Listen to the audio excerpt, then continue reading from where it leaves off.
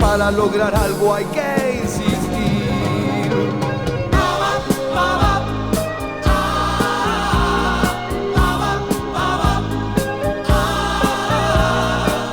Yo no permito que me impidan seguir. Esto es Desafío, una propuesta periodística, un diálogo con las distintas personalidades de Corrientes que tienen algo para decir y mucho para enseñar. En esta oportunidad vamos a dialogar con el reconocido médico psicoanalista Fernando Abelenda. Fernando, gracias por tu visita. No, gracias a vos, Miguel.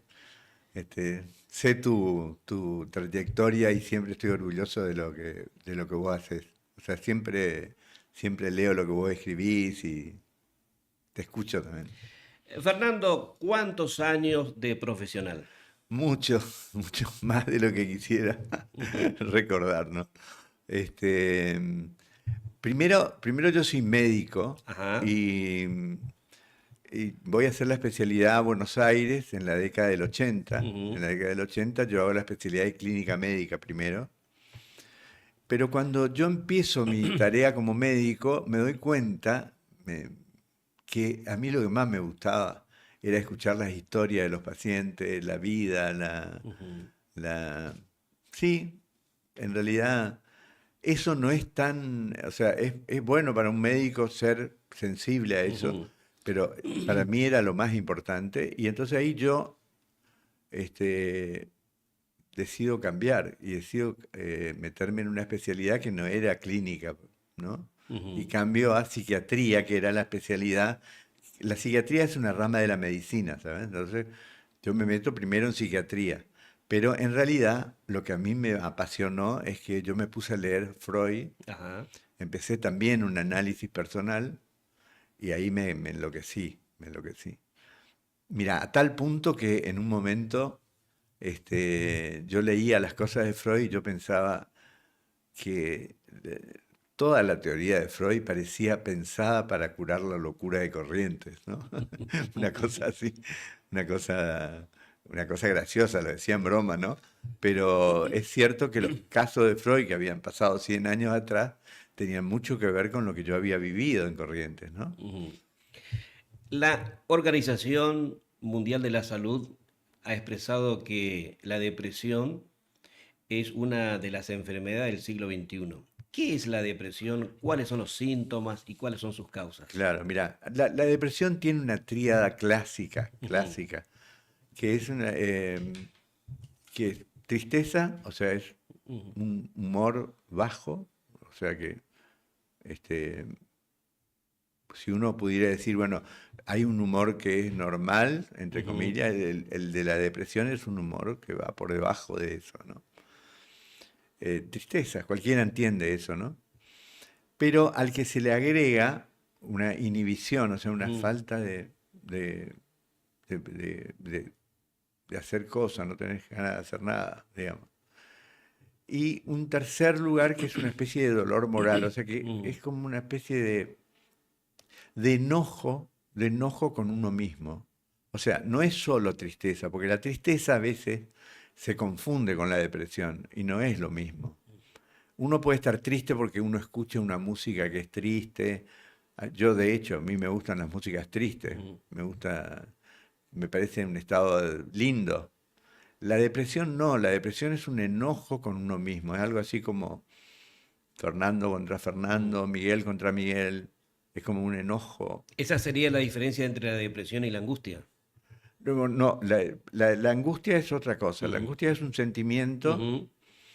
qué bien que me preguntás eso, porque generalmente van pegadas, ¿sabes? Ujú. O sea, no hay depresión que no tenga una cuota de Ujú. angustia.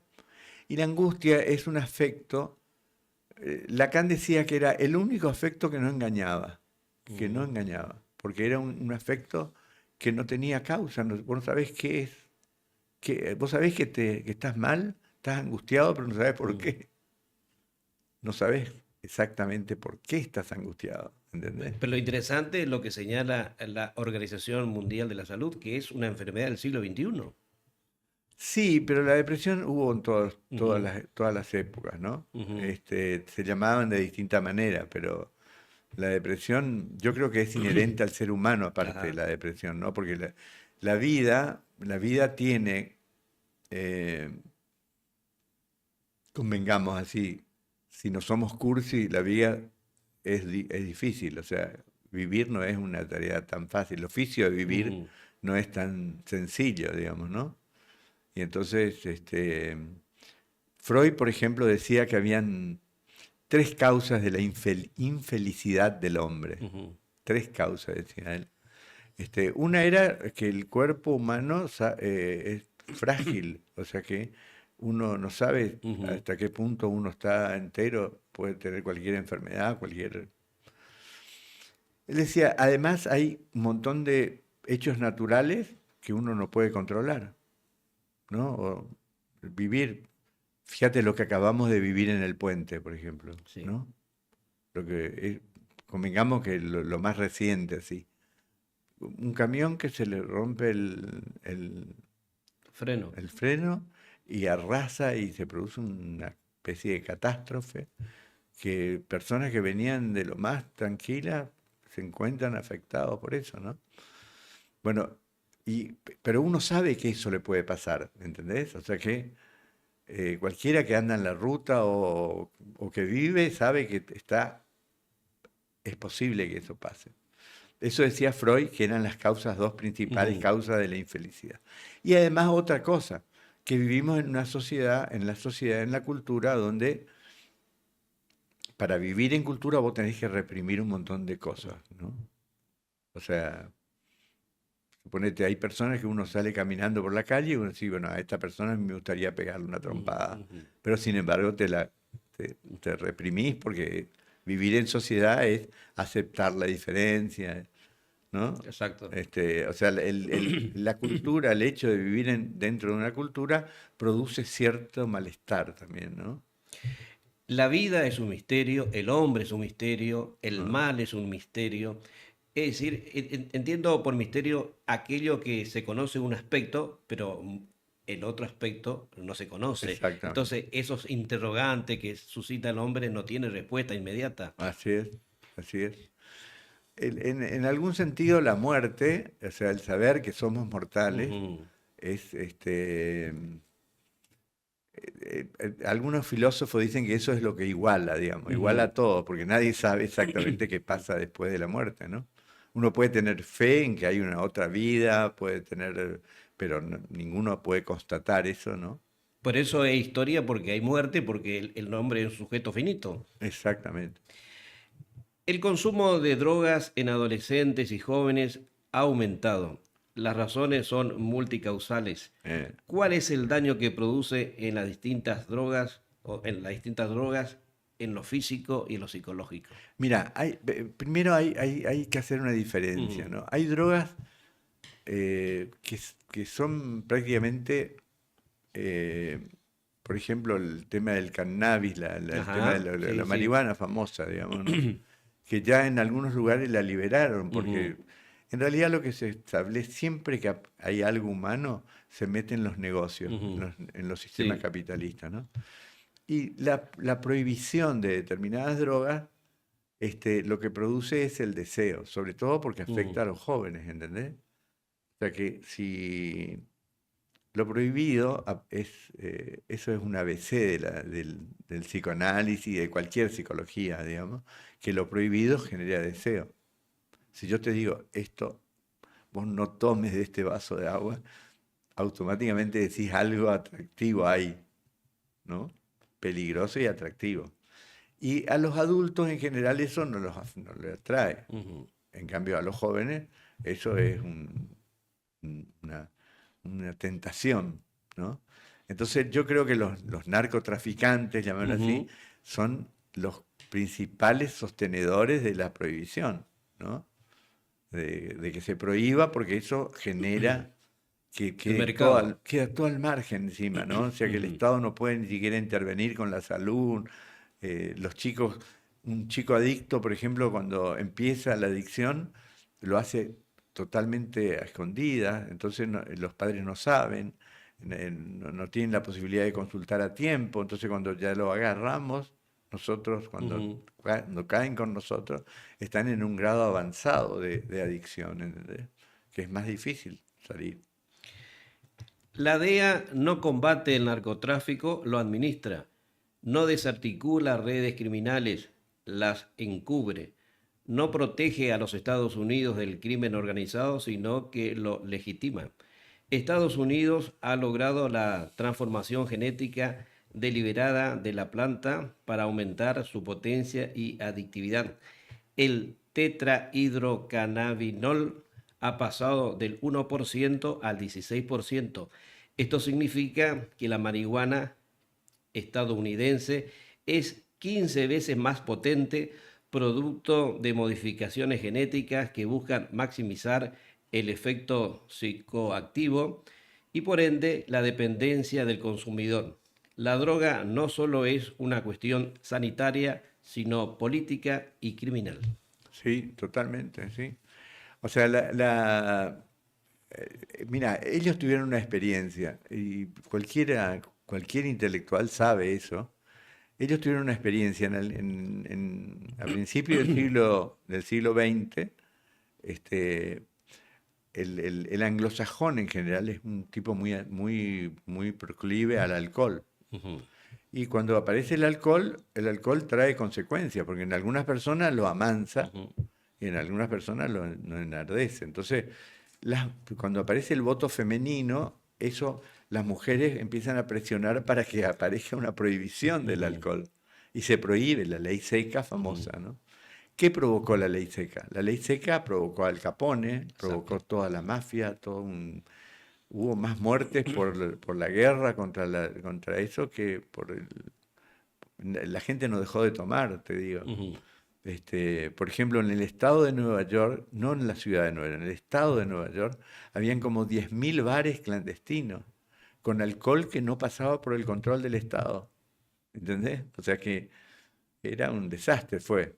Cuando se dieron cuenta, levantaron esa Ujú. prohibición, pero aprendieron algo, que con la prohibición generan un negocio brutal. Ujú. Entonces los tipos, digamos, y el poder económico, yo creo que ahí Sí. siempre hay un poder económico que está detrás de eso, este, presionan para que aparezca una prohibición de las drogas. Cuando aparece la prohibición de las drogas, aparece el problema de las drogas. Ujú.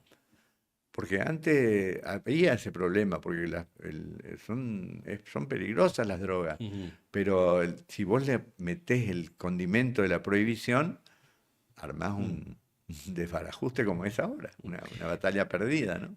En esto de la lucha contra el narcotráfico y las drogas hay mucha hipocresía, porque yo considero que es un gran negocio y están metido el Estado en esto.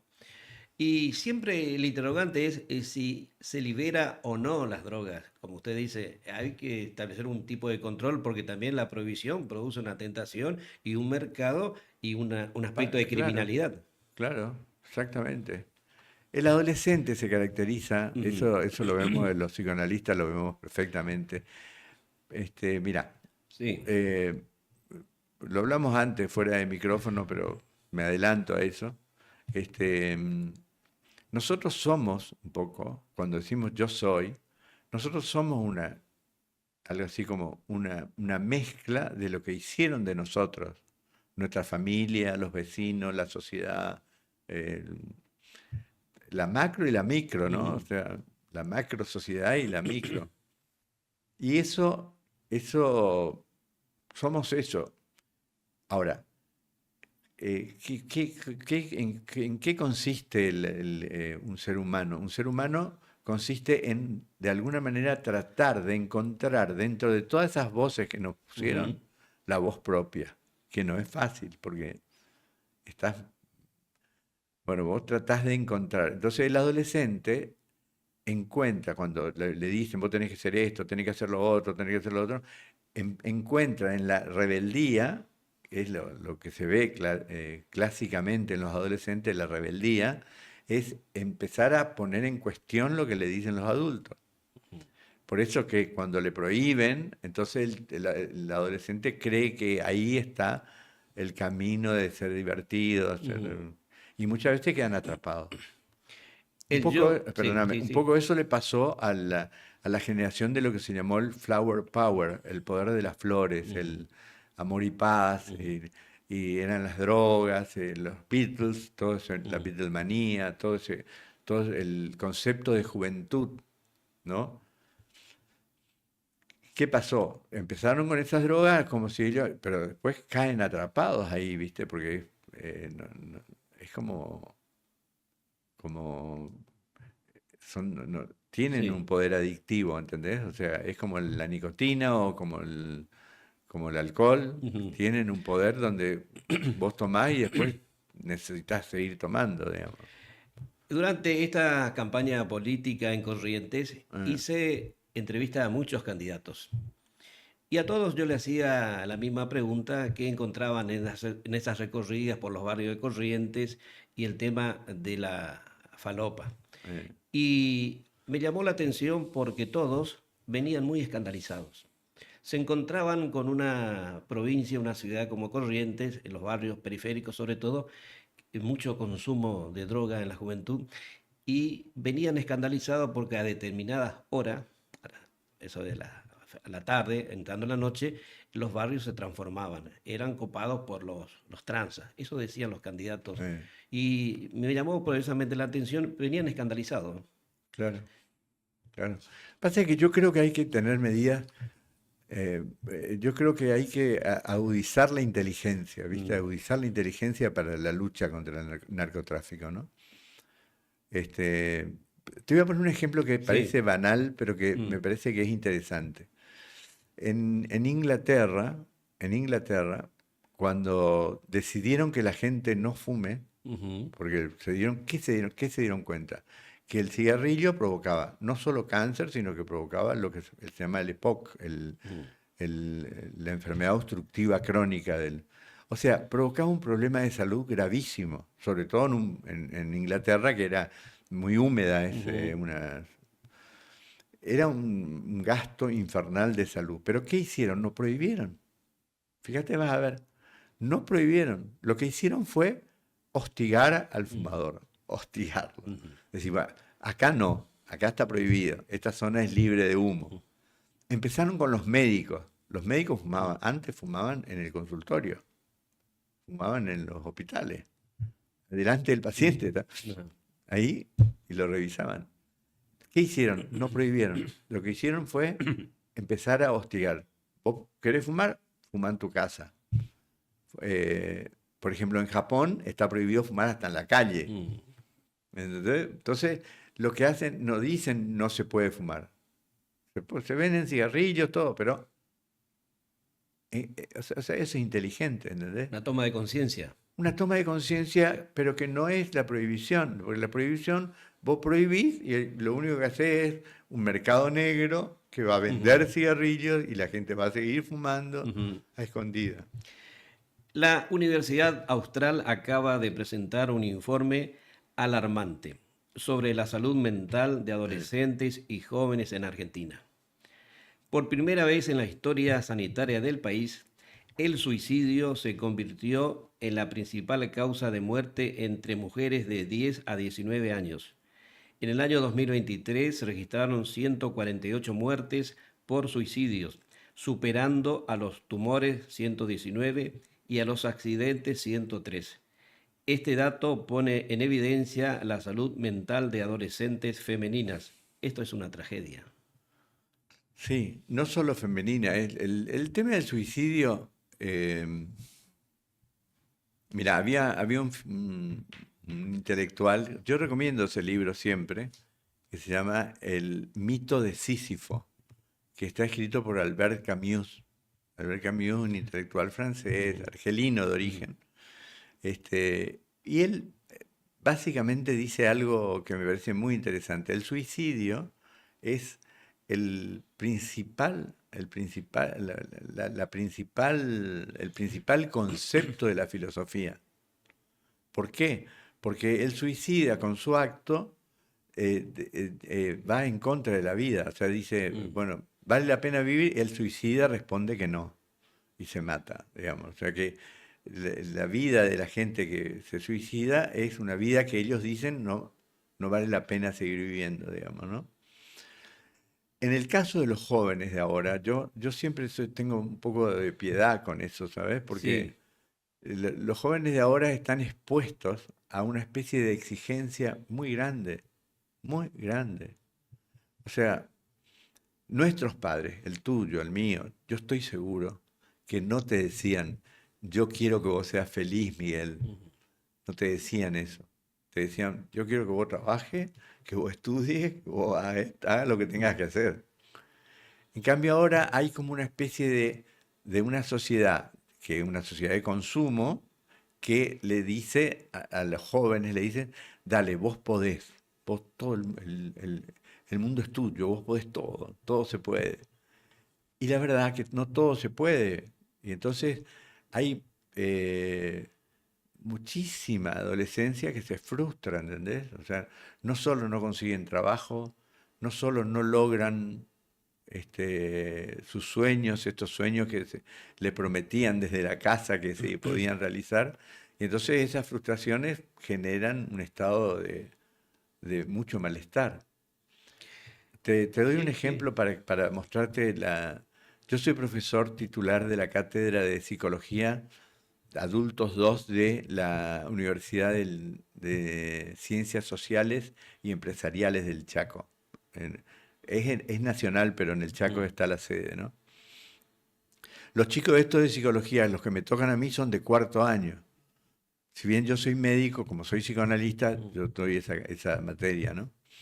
Y les pregunto, cada año le pregunto a los alumnos si quién de los alumnos tiene tatuajes o no. Casi todos tienen tatuajes. Fíjate vos que los tatuajes, cuando vos te haces un tatuaje, el tatuaje no es que cambia. Cuando vos te haces un tatuaje Mm, dura, es algo que persiste. ujú. Puede ser una moda, es cierto, es una moda, pero además tiene ese condimento de que no cambia. Vos no te haces un tatuaje hoy y te sacás mañana. ¿Qué quiere decir esto? Que en un mundo donde todo cambia, donde los sociólogos dicen que es una modernidad líquida, Ujú. que todo se Todo disuelve, fluye. todas las parejas duran lo que duran, muy poco tiempo, todo cambia. Vos compras un celular y el celular a los 2 años ya es viejo, una cosa así. Ujú. Este, ellos tienen una conducta que dura, ¿entendés? O sea que hay un anhelo en los seres Mm. humanos de que las cosas no cambien tan rápido, ¿entendés? Y cambian. Entonces, yo creo que una buena educación hoy sería como enseñarles algo así como que el fracaso también es parte de la vida, que no todo es triunfo y éxito Ujú. y no, no, no. Hay que saber administrar el fracaso. Estamos en una era de la instantaneidad, el ya, el ya. El ya, Es decir, que hay una negación del proceso. sí, no solo del proceso, sino que aparte el éxito, tienen que Mm. tener éxito. Y la verdad es que no se puede tener Ujú. éxito. Tampoco se puede ser tan especial, porque, o sea, te quiero decir, por ejemplo, suponete que le digamos a los chicos, bueno, hay que ser escritores, Ujú. ¿no? Bueno, escritores especiales en la Argentina hay 3, 4, 5, 6, pero no todos pueden ser, porque si todos fuéramos especiales, Ujú. nadie lo sería, ¿entendés? Exacto. Me parece a mí que, a mí me gusta mucho la idea que tenían unos filósofos que se llamaban los estoicos, que ellos decían, ellos siempre tenían incorporado la posibilidad del peor escenario posible, digamos, ¿no? Es decir, yo quiero ser tal cosa, sí, pero también está el peor escenario posible, que es que no lo seas. Ujú. Y entonces ver qué haces con eso. Porque no es que, bueno, no puedo hacer esto, entonces ya es un fracaso total de tu vida y sos un fracasado para toda la vida, ¿no? Sí, ¿cómo se administra la frustración? Exacto. La adolescencia y la juventud son etapas de alta vulnerabilidad emocional, bullying, presión social, falta de contención social. ¿Cómo se hace un abordaje sobre estos temas? Bueno, mira, yo soy de la idea que también hay otro condimento que les marca mucho a los jóvenes, que es el tema famoso de la meritocracia, ¿no? Ujú. Este, Yo creo que lo que hay que incorporar es el sentido social de la vida. O sea que la idea el tema de, por ejemplo, la Argentina, que dicta cátedra en el mundo de la amistad, por ejemplo, la amistad es muy importante. Este, la escuela pública tiene una virtud, ¿sabes? Que es que mezcla Los gente. estratos sociales, sobre todo. Claro, mezcla y entonces la tarea de los docentes es muy importante. Los docentes no tienen que ser psicólogos, pero sí escuchar que hay diferencias y prepararlos al chico para este mundo cambiante, ¿no? Este, ya te digo, yo creo que es muy importante, insisto con esa idea, yo te agradezco que me des la oportunidad de decirlo, que es que en un mundo donde se apuesta mucho al éxito, yo mismo también soy atacado por eso, yo quiero ser exitoso, todo el mundo quiere eso, pero hay que saber que en la vida está también la posibilidad del fracaso. Que es parte del aprendizaje. Sí, sí. Mira, hay una historia, te la voy a contar porque creo que le va a gustar a la gente. Este, mm, Hay un tipo que es un creativo, ¿no? El creativo ese hace un producto para una empresa. Para ese creativo, la empresa invirtió muchísima plata para eso. El producto fue un fracaso total, total. Pero el tipo, lo despiden. Y el tipo se enamora de su producto fracasado porque le parecía lindo. A él, a pesar de que fracasó, le parecía lindo. Entonces el tipo decide buscar un montón de productos de gente que fracasó, productos que fracasaron, y arma un museo del fracaso. ¿Entendés? Ese museo del fracaso es como un gran supermercado donde está un producto que fracasó. Que no De fue. todo. De todos los productos, hay uno que fracasó. Entonces, ¿por qué tuvo éxito? Porque muchos creativos pagan para ir a mirar esos productos que fracasaron. Porque muchas veces están yendo por un camino que los va a llevar al fracaso, digamos, El museo de lo que no fue. de lo que no fue, ¿entendés? Por ejemplo, había unas latas que se calentaban al abrir, pero que las latas al abrirse se calentaban, pero de 10 latas, 9 explotaban y provocaban daños que tenía que la empresa después pagar. Hay cosas graciosas, así, de productos que vos decís, ¿cómo pudieron haber hecho? Pero lo hicieron y fracasaron. Pero la idea es, del fracaso se aprende. Uno aprende de los fracasos, ¿entendés? Todos los tipos que han sido exitosos, fíjate, vas a ver, que tienen en su historial, no lo cuentan muchas veces, pero tienen historias de fracaso, ¿no? De escritores que escribieron libros que no tuvieron éxito o directores de cine que hicieron películas que mucho tiempo después resultaron ser geniales, ¿no? Yo considero que en muchos hombres exitosos detrás hay grandes hombres segundones. Este es un mundo de los segundones que nos exhibe. Claro, claro. Me gusta esa idea. Me gusta la idea, o sea, la reivindicación del ser segundo, ¿no? Por ejemplo, en la radio, fíjate, vos te voy a decir algo Sí. que tiene que ver con tu tema. Este, hay programas que está el conductor y está el co-conductor. O sea, es tan importante el conductor como el co-conductor, Así es. a condición de que el co-conductor sepa ¿Cuál que es su él rol? no es el conductor, ¿entendés? Entonces, cuando el conductor dice A, el co-conductor se calla y acompaña, ¿entendés? Así es. Si el co-conductor quiere ser conductor, sale un programa horrible porque se confunden todos los roles, ¿no? La explotación sexual comercial infanto-juvenil son víctimas de las mafias de trata, transforman a los pibes en objetos sexuales.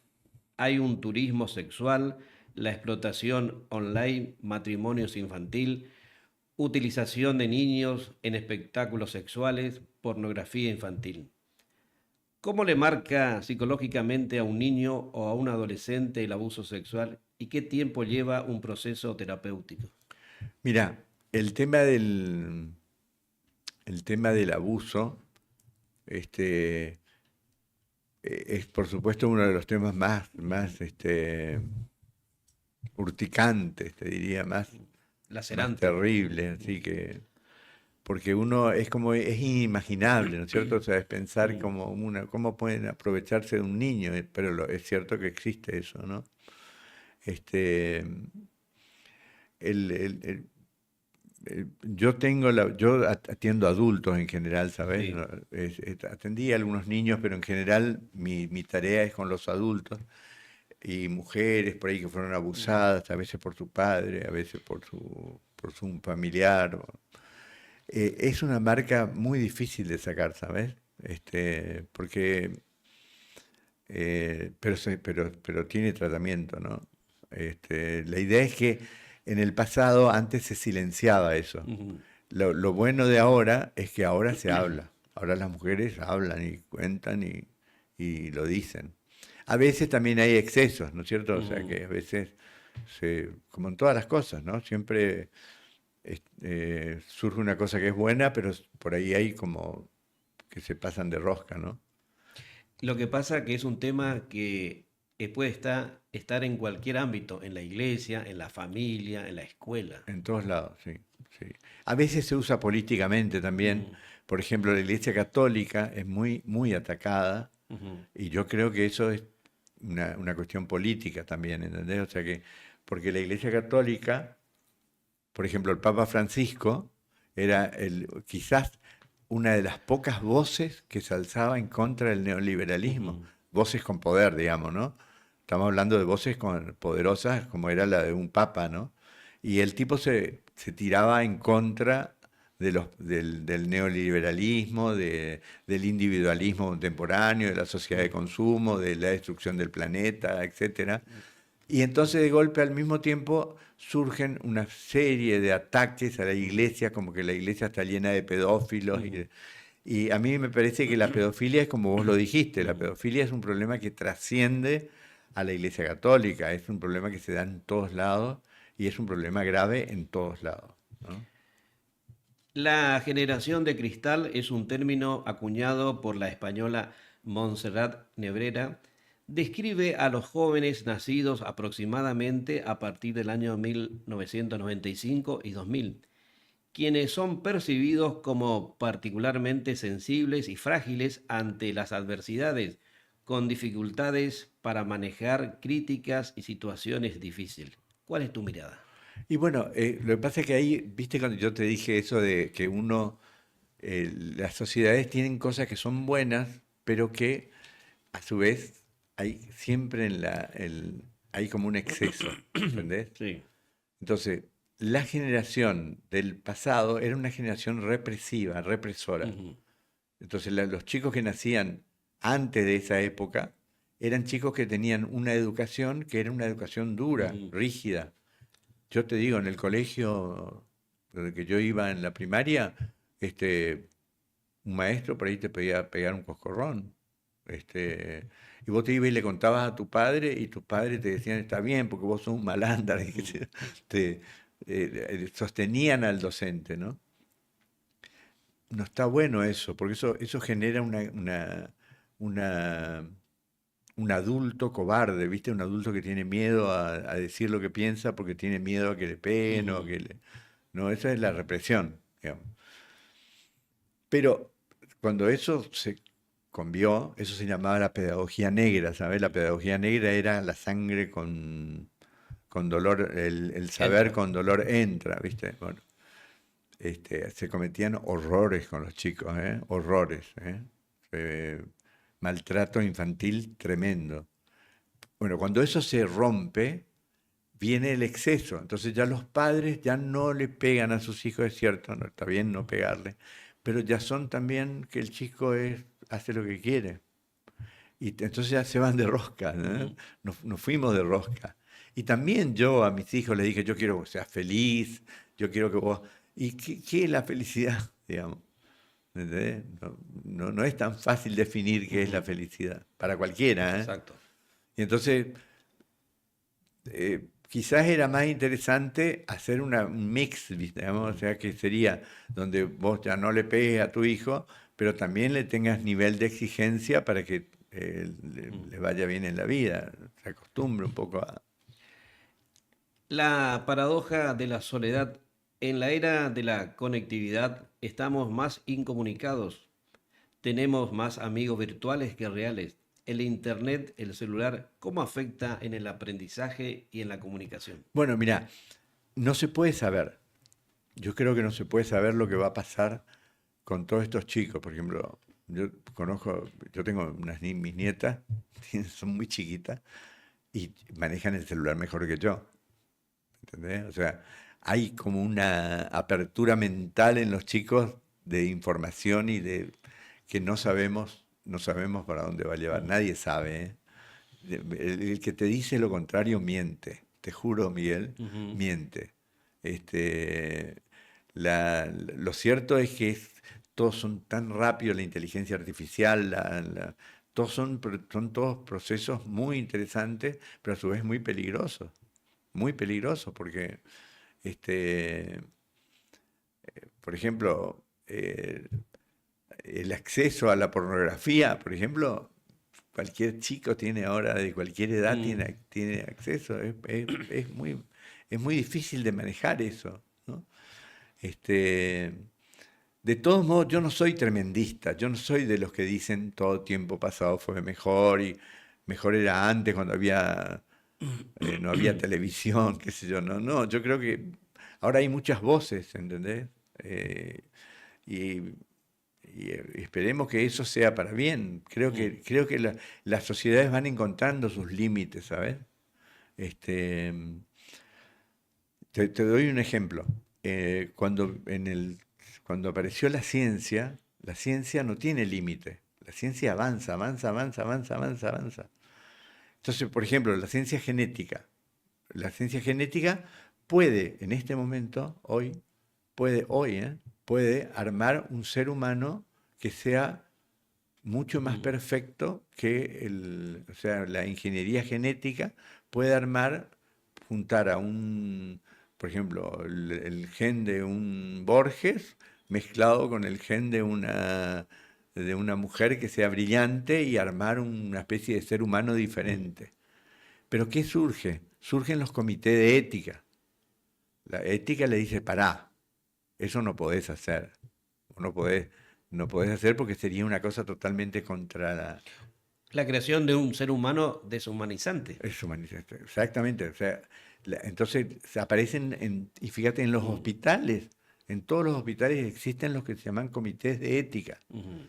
que es que donde se limita, ¿me entendés? A ver Ujú. hasta dónde avanzamos, ¿me entendés? Vos podés prolongar la vida de una persona, pero vale la pena prolongar la vida de una persona para que siga sufriendo.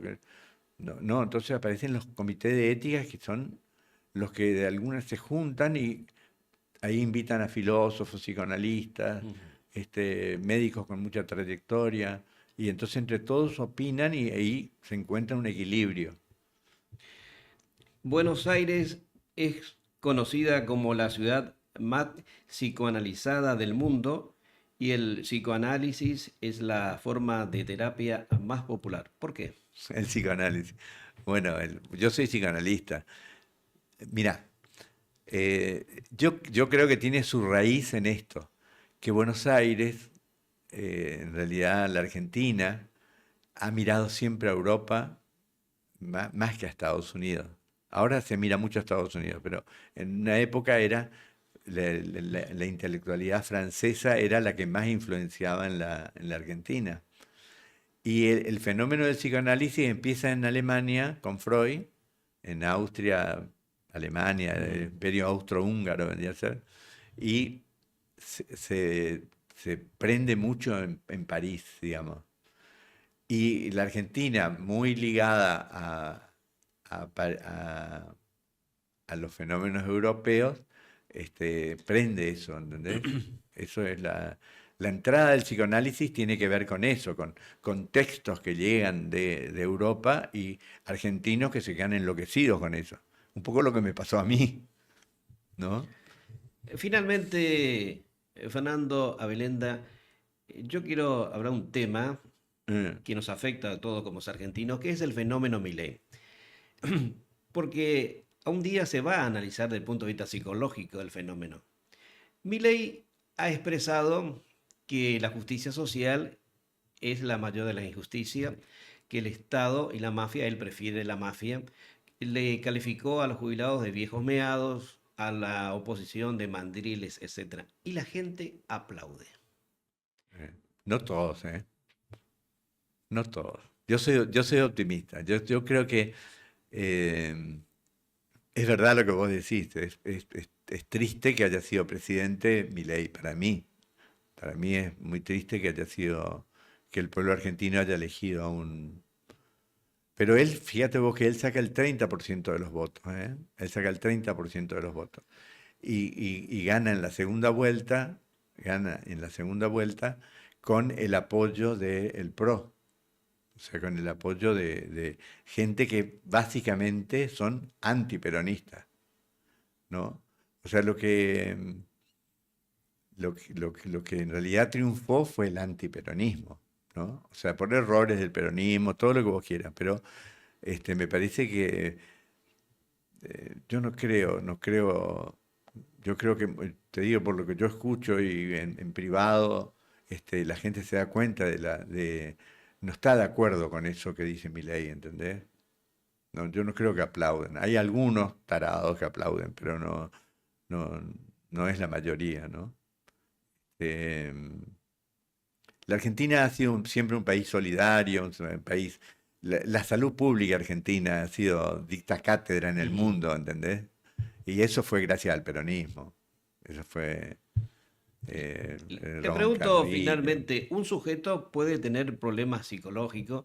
La pregunta es si una comunidad también puede tener colectivamente un problema psicológico. Y sí, claro, claro.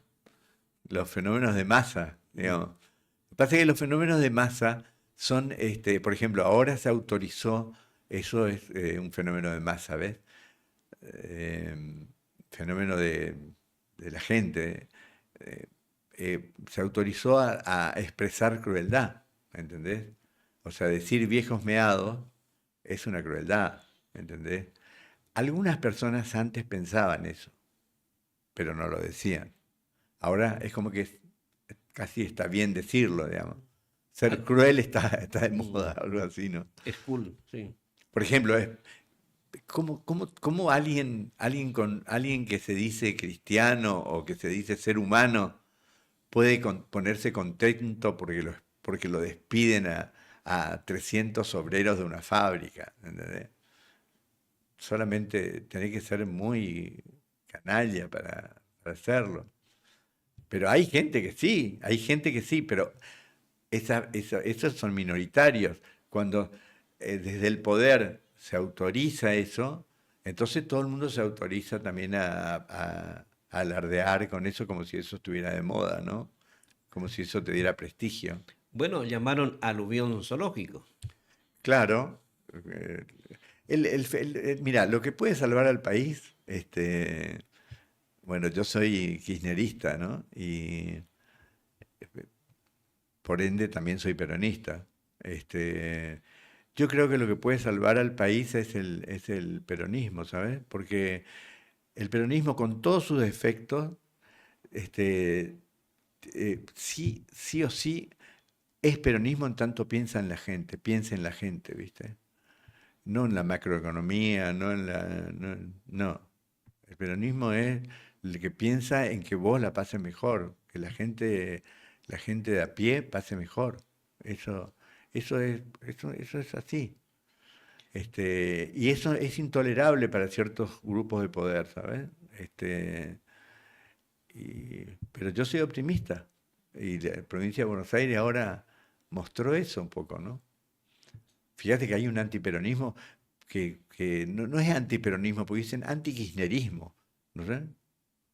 Fíjate que no dicen nunca, vuelve el peronismo, ¿no? Dicen vuelve los cucas, como si fuéramos unas malas personas, ¿viste? Una cosa así. Pero esa expresión le vamos a poner el último clavo al cajón del peronismo, del kirchnerismo. Pero No viste que dice, no dicen del peronismo, dicen del sí, kirchnerismo, dicen. pero esa expresión no se dice le vamos a poner el último clavo al cajón del radicalismo, de los conservadores, de la Ajá, izquierda, de los claro. comunistas. Es llamativo eso. Es llamativo, sí, sí, no. Es lo que decía Cook, este que era socialista, pero estaba con Perón, ¿viste? William Cook. William Cook. William Cook decía el hecho maldito de la política argentina, ¿entendés? Es el peronismo. Así es. Pero el peronismo entendido así, ¿eh? No el peronismo menemista, ¿eh? El peronismo entendido como aquel que ante los poderosos se enfrenta y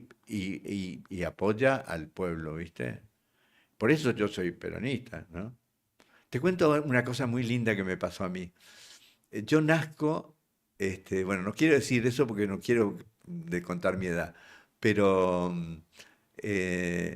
yo nazco en una familia gorila, muy antiperonista, ¿no? Y cuando muere Perón, viene un compañero mío de medicina paraguayo, y me dice, viene llorando, viene lagrimeando. Justo estaba pintando mi pieza yo. Y él entra, mi casa era open door, era abierta, ¿sabes? Entraba cualquiera.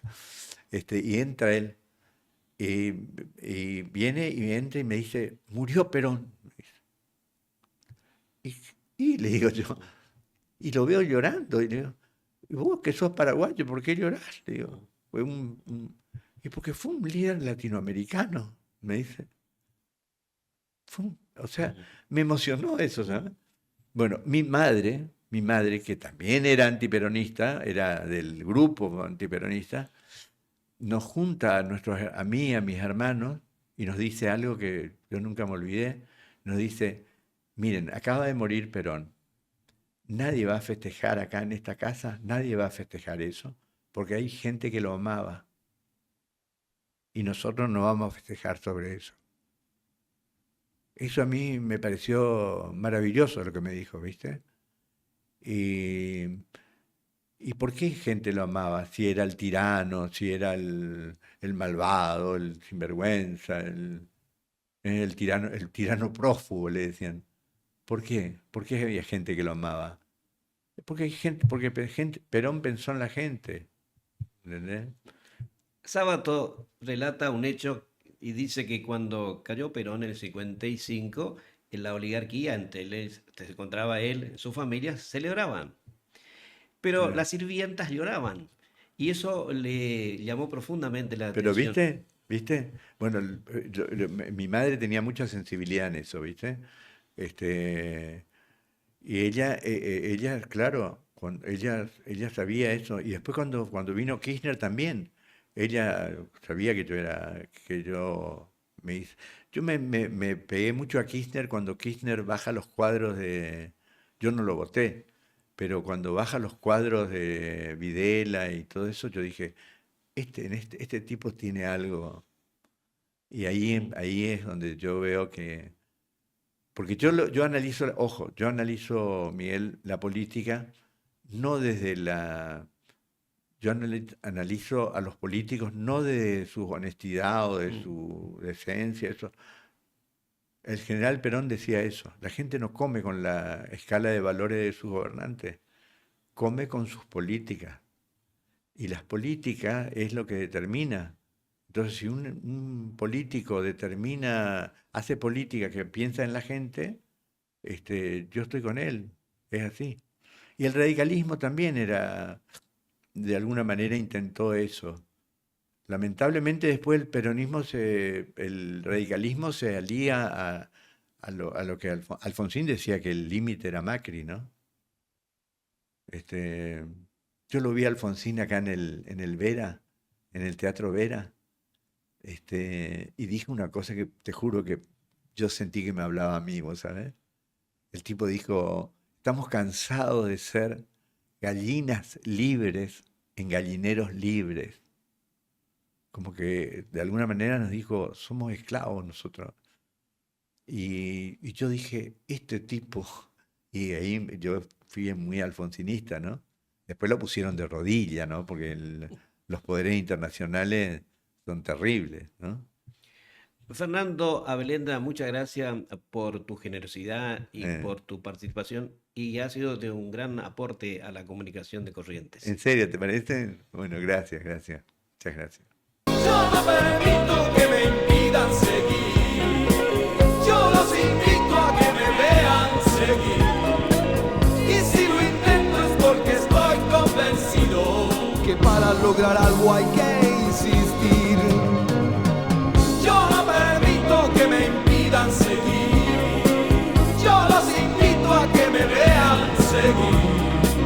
Y si lo intento es porque estoy convencido que para lograr algo hay que insistir.